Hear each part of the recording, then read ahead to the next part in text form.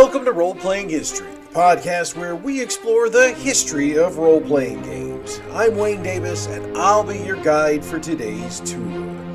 Episode 42, Advanced Dungeons & Dragons, 2nd Edition. Okay, so for the record, most folks would probably refer to today's topic as D&D 2nd Edition, but since it was called Advanced Dungeons & Dragons, or AD&D at the time, that's how we're going to title it for today's episode. Yeah, I know, it's semantics, but I wanted to take a second to clarify before I get all the ats after the episode. Now, if you'll think back a bit, the last time we talked about Dungeons & Dragons, we did an episode on the AD&D D&D split and discussed what is now known as First Edition. For the record, that episode is now available in the archives, so check it out wherever you got this show. This week, let's get into 2nd Edition. So, in our AD&D D&D split episode, we discussed the fact that TSR had developed AD&D as a next-level system for gamers, with the D&D boxes being for the newer gamer or the gamer who wanted a more simplistic style of play. AD&D was always designed to be for the gamer who wanted more rules, more characters, and more options.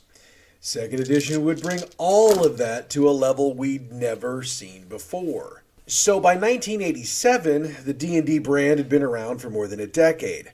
The first edition of AD&D had been around for about 10 years and had expanded to a rather large line of books that gamers around the world had been absolutely devouring.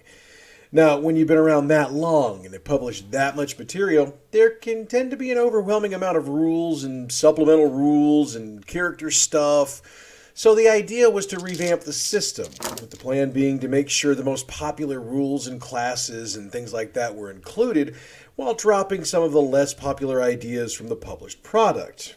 Or at least that was Gary Gygax's reported original idea. See, things changed a little bit on the way to 2nd Edition. First off, while David Zeb Cook was leading his team of designers to work up 2nd Edition, 1st Edition kept publishing material.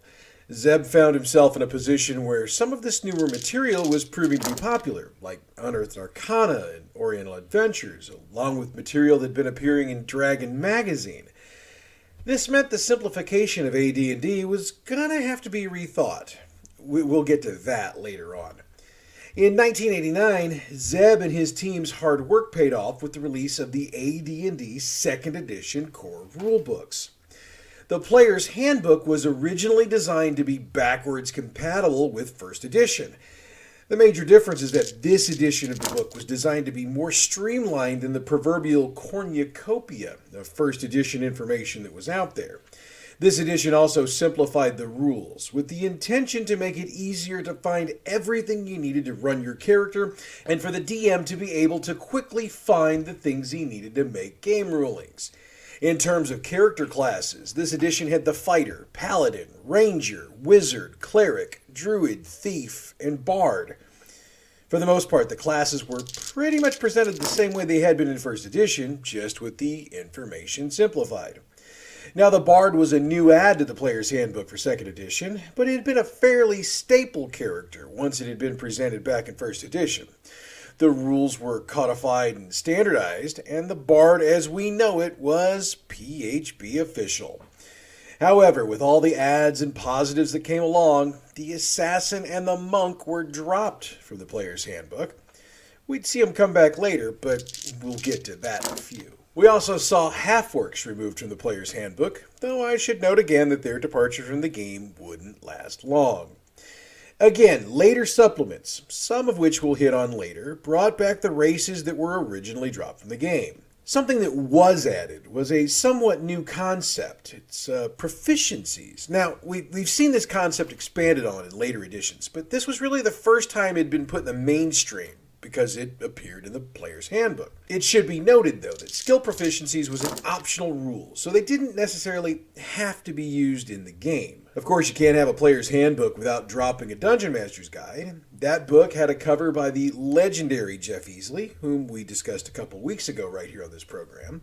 Counting in at 192 pages, the idea of the second edition DMG was to streamline and better organize the various rules that had come out during the period of first edition, as well as working in the changes made in the second edition player's handbook. Getting into the minutiae of changes to the DMG, well, that would be interesting for some listeners, would probably be a slog for most. Just know that anytime you either revise the player's handbook or update it, you're probably going to want to do the same thing for the Dungeon Master's Guide. The reasoning for that is it's simple. The player's handbook gives the players the nuts and bolts of what they can do in creating and playing characters. The Dungeon Master's Guide provides the blueprints for the DM so that all of those nuts and bolts can go into the correct places. However, I do have to note that sometimes reading the Dungeon Master's Guide is a lot like putting furniture together from IKEA.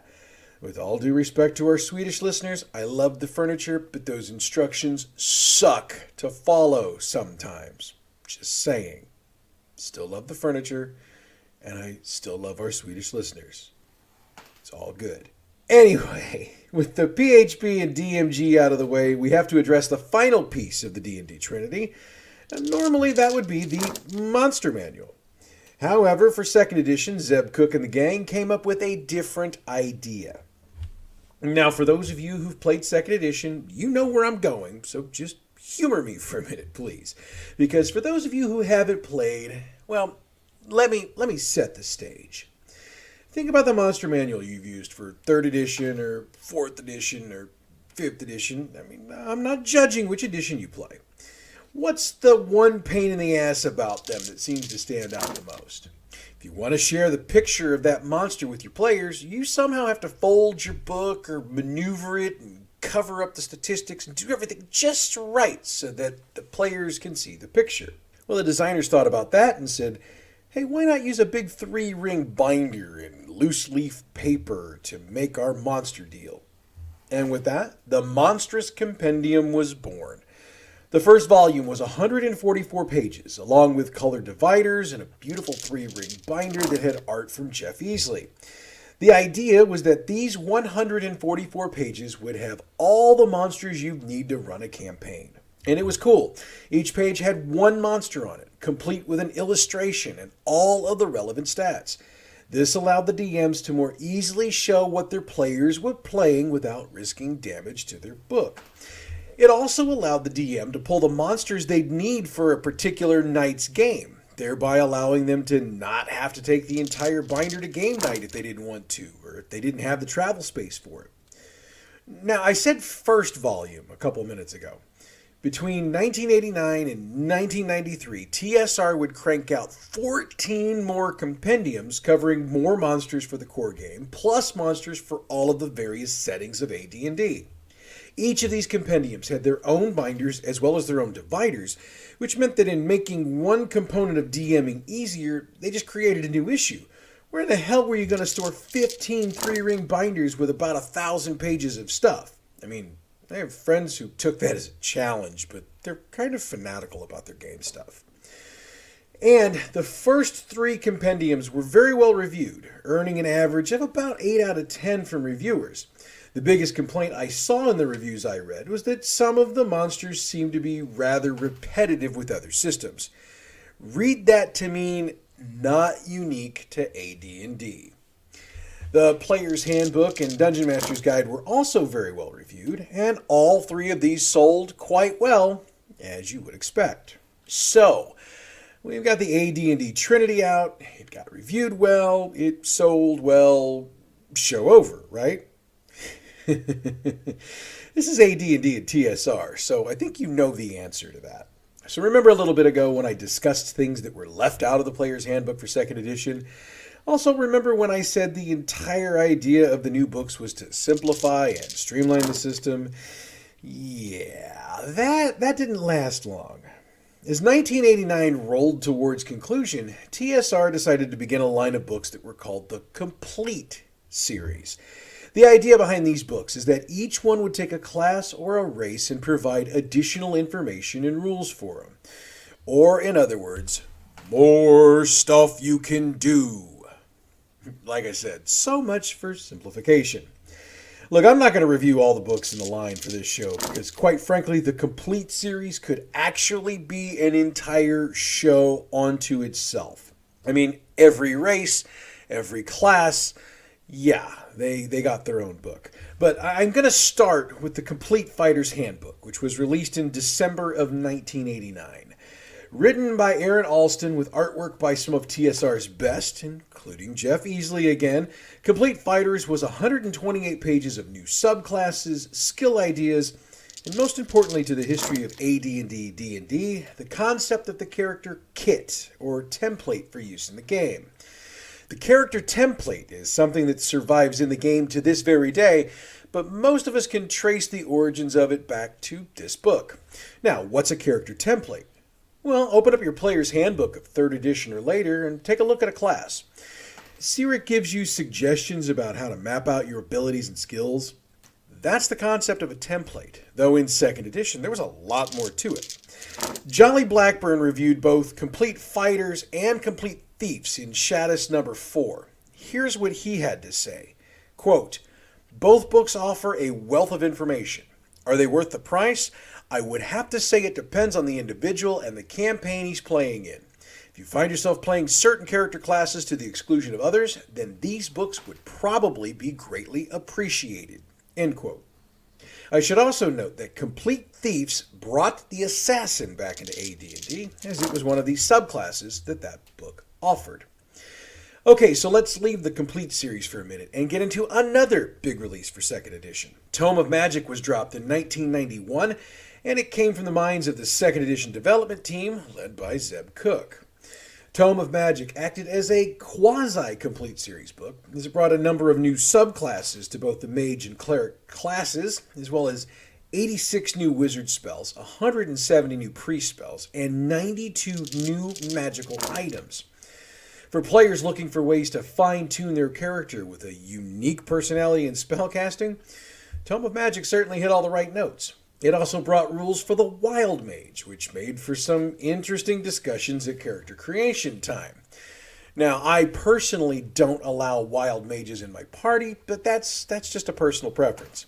If you're curious as to why, just read the rules for Wild Magic in any of the more recent editions, then understand that 2nd edition was wilder and weirder than that. Now, one of the knocks on the new spells in this book were that they could be considered heavy artillery spells. I mean, there were spells that could kill a large number of bad guys at once, incapacitate a large area of individuals, end famine, cure plague. I mean, let's be honest, some of these spells, in the wrong hands, could give a spellcaster godlike powers. Several reviewers also cautioned against allowing games to turn into powerful slugfests that were possible with some of these new items, urging the GMs to be cautious with these new rules. Regardless of the advice, this book sold extremely well, and it managed to earn itself an update and a reprint for 3rd edition, but that's another show. Next up, we stay in 1991, but get back into the Complete series. The Complete Psionics Handbook was released that year, bringing that system of rules back into the mainstream AD&D game. Originally developed for the Spelljammer setting, that's another show, kids, they were left out of 2nd edition until this release. Steve Winter handled the writing for this, and the book detailed psionics for their potential use in the game. One major change for 2nd edition is that psionics were limited to a single class, the Psionicist, which was a new class developed for this book. When psionics were first introduced to the game, any class or race, for the most part, could acquire psionics, but there were restrictions on how powerful they could be and what kind of powers they could have. Lather, rinse, repeat. It should be noted that psionics in 1st edition crashed many a campaign. I don't speak from personal experience, but I do speak from the experience of a guy who's talked to a lot of people who had this happen to them. So, there were changes that needed to be made if they were going to stay in the system. Now, this system is a fairly complex one. It relies on powers having scores that apply to character attributes, and you got to make rolls to see if the use was successful and how powerful the success could be. It's a lot of math, and I suck at math, so there you go. Reviews of the game commented that even though the rules better organize psionics, they also made the system a bit more complex. Overall, however, reviewers liked the new rules and gave the book positive reviews overall. To this point, when I've talked about the complete series of books, I've talked about classes, but I also mentioned that races got their own books. Now, I'm not going to get into all of those either, but I did want to call out the Complete Book of Dwarves, which was also released in 1991. Jim Bambra gets the authorship credit, and a crew of illustrators, including Larry Elmore, contributed artwork. The Complete Dwarves book delved into the history of dwarves, including their creation in the D&D world and a bunch of myths surrounding them. It also presented new sub-races of dwarves, new proficiencies, equipment, and new rules for strongholds and campaigns. In other words, this new book provided just about everything you could possibly want in order to play a dwarf in an AD&D campaign. As with the rest of the Complete Series books, it also had templates for dwarf characters, providing a guide for players to use when creating their characters. Just like the rest of the books in the line, it was well reviewed and it sold quite well. Okay, so we've talked about races and classes, but what about gear? I mean, having a really cool character is one thing, but what about armor and weapons and just really cool shit for them to use? Of course they had a book for that. The Arms and Equipment Guide was published in 1991. Written by Grant Boucher, Troy Christensen, John Pickens, John Terra, and Scott Davis, this book both presented a whole lot of new gear for players to use and also delved into the differences between different types of weapons and armor, explaining why some armors were better for certain things than others. It was one of the first times TSR had actually done something like this, and it wouldn't be the last time that D&D would get a book like this. The reviews were overwhelmingly positive, and much like the other books I've discussed to this point, it flew off the shelves. Alright, so I could stay in 1991 all show long because I've got some special love for that year, but we need to advance to 1992. 1992 brought the monster mythology to gamers' shelves. Carl Sargent wrote the book, and it was 128 pages long. Now, one might think a monster mythology would get into the mythology of the various monsters in the game. Logical. But one would be wrong if one thought that. The purpose of the monster mythology was to get into the deities and legends of deities of the various non-human races of D&D, which was something that had never really been done before. There were 131 different deities laid out in the book, ranging from the gods of elves and dwarves to the gods of the dragons. The book also provided rules for running priests of these deities in your game. Now, those rules were called out by several reviewers who noted a fear that those types of priests could overpower the game. You noting a theme here? Yeah, we'll get to that in a minute. Other than those concerns, reviews were positive, and again, the book was very popular and it sold well. In 1993, another race-centric book in the Complete series was released, titled The Complete Book of Humanoids. It was written by Bill Slavichek and covered a number of races for players that had typically only been seen as monsters. Bugbears, centaurs, gnolls, goblins, and half-orcs were just 4 of the humanoid races that were covered in the book. And see, I told you half-orcs were going to find their way back into the game. So for the first time in 2nd edition, there were official rules for playing different types of creatures in the game. The book, as you might expect, had a lot of fans, and the reviews were positive. Most of them noted that even though humanoids that could be exceptionally powerful were brought into the game, they were given equalizers to make them more fair for game use. Some of them got level caps. Others got size restrictions. Regardless, care was taken to make sure these new potential characters couldn't unbalance a campaign. In theory. So, what do you do when you're looking for some really interesting items to put in your game? I mean, stuff that reaches the level of an artifact. For TSR, it meant you release an entire book about them. In 1993, Zeb Cook authored The Book of Artifacts. Its 159 pages describe 50 different artifacts that a DM could utilize in their game. The book provides information about the artifact, including its creation story, its purpose, and rules for how it operates. Later in the book, guidelines and rules were provided for DMs so they could create their own artifacts. Now, to be honest, a lot of DMs were already doing this, but this book provided a set of guidelines to use when creating them to kind of streamline the process. It should also be noted that most of the artifacts in this book had previously appeared in various Dragon and Dungeon magazine articles or in campaign materials for other settings of AD&D, such as the Forgotten Realms and Ravenloft. The last 1993 item we're going to cover today is the release of the Monstrous Manual. This was TSR's attempt to better simplify the monsters of D&D and put them in one book, as opposed to the 15 different compendiums. Now, not all of the monsters were in the manual, obviously, but the most commonly used ones, along with some special monsters, were included, and the compendiums were then discontinued.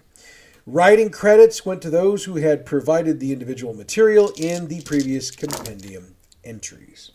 So as we move to 1995, AD&D saw a lot of changes. First things first, the Player's Handbook and Dungeon Master's Guide both got reprints. The books were beefed up a bit and reorganized, taking some of the materials that had come out in the Complete series and in other books and adding them to the core books. And it's funny that they would do this, but at the time they made it a point in the books to note that this is not AD&D 2.5 edition. This is actually just a reprint of 2nd edition. And that's funny because the 3.5 should... Anyway, it's another story. If you get the joke, you get the joke. It loses something if you explain. Next up was the creation of the Player's Options series. From all reports, and frankly from my having owned pretty much every book in 2nd edition at one time or another, the Player's Options series was a revision or reset of the Complete series of books that had come out earlier in the decade. First up was Combat and Tactics. Written by L. Richard Baker III and Skip Williams, Combat and Tactics was released in 1995. Combat and Tactics was designed to lay out combat in a manner that would make it feel more realistic. Within its 192 pages, Baker and Williams laid out the process of using grids and miniatures for combat, detailing the different possible tactics that could be utilized within the 1-inch squares of a grid. Beyond that, Combat and Tactics also spelled out weapon specialization for 2nd edition, which changed some of the rules in Player's Handbook. It also laid out new rules for unarmed combat, which had been varied throughout the previous books during the 2nd edition. One final thing that Combat and Tactics did goes back to the battle grids. Baker and Williams pulled a bit of miniatures wargaming theory into AD&D, working in rules concerning terrain and weather. Reviews of Combat and Tactics were very positive, with the staff getting kudos for clarifying the concepts of visualization of combat in AD&D, which hadn't been seriously addressed in more than a decade in the game. Skills and Powers was next up on the release schedule. Written by Douglas Niles and Dale Donovan, Skills and Powers followed the formula set by Combat and Tactics. First up was the concept of the Character Point System, which was a way to improve abilities for characters.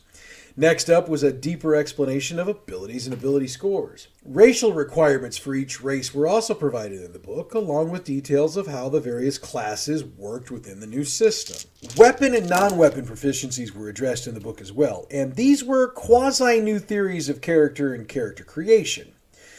New schools of magic were presented, as were new rules on psionics. Finally, 30 new character kits were presented in the book.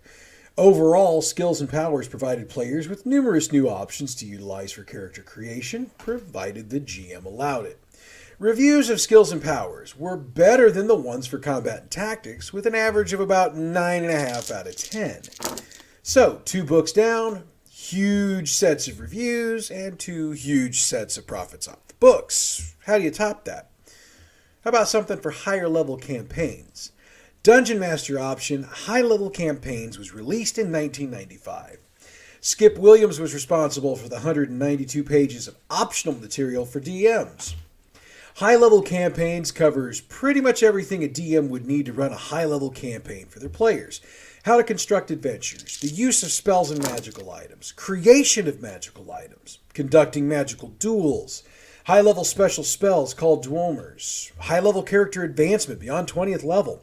Look, if you were going to run a high-level campaign in 2nd edition, Skip put everything you needed in one book. However, a lot of reviewers dumped on it. commenting that this book allowed the game to become more powerful than it should, and using this release as an excuse to dog AD&D for becoming overpowered, in their opinions. Alright, this is one of those rare occasions I'm going to put my own 2 cents in over a reviewer, because I both owned and used this book for quite some time. Could it overpower a campaign? Oh, most definitely. Does it maybe give too many options? Yeah, probably. But if DMs and players are working together and expectations are laid out and managed, this book allows for options that give players enough choice to be able to make their characters their own. And it would allow for the campaign to last beyond 20th level, which couldn't happen before this. And, despite the reviews, the book sold pretty good. So, there was one more book left in this line, and it came out in 1996. Player's Option, Spells and Magic was authored by the TSR staff, and much like every other book in this line, it laid out spells and magic in great detail for players and GMs. The first thing it did was get into a deep explanation of spell schools and spheres of magic. It also got into changes to the spell list, and it put some more classes into play. Multiclassing also got attention in this book, explaining how to multiclass with a spellcasting class and make it work. Proficiencies got some love in this book, as did alternative spell systems. And for the party wizards, spell research and experimentation got a lot of attention. Wizard Towers also got their own write-ups.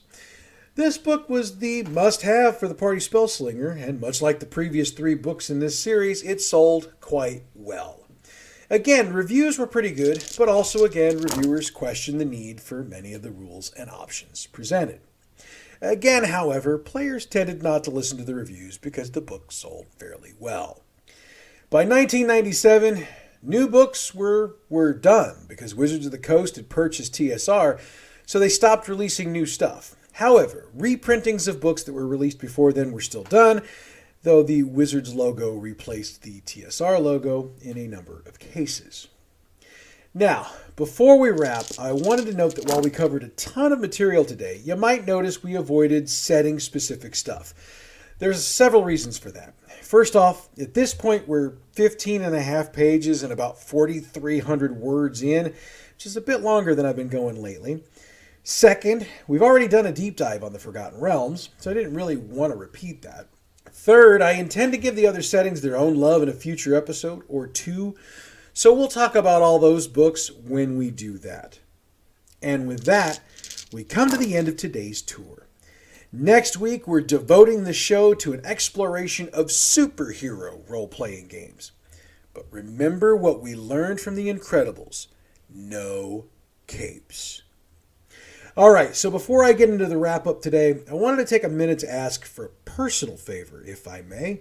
A young man that I've known his entire life is getting ready to start his Boy Scout Eagle project, and he needs to raise about $600 so he can get the materials that he needs so that he can do this job the way he sees it in his head.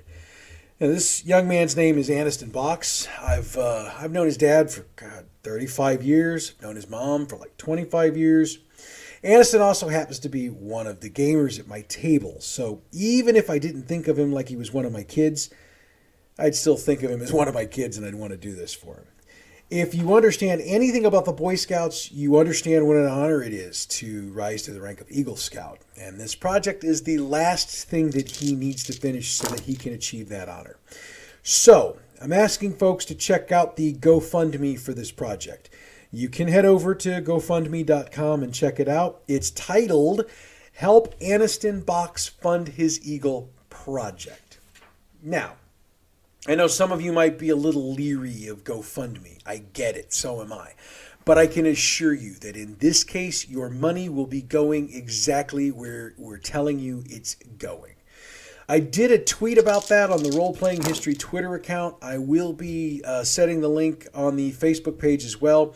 So if you missed it, if you missed getting it here, didn't write fast enough, no problem. Just check it out. Of course, you can hit that back button and back up a few seconds and catch it again.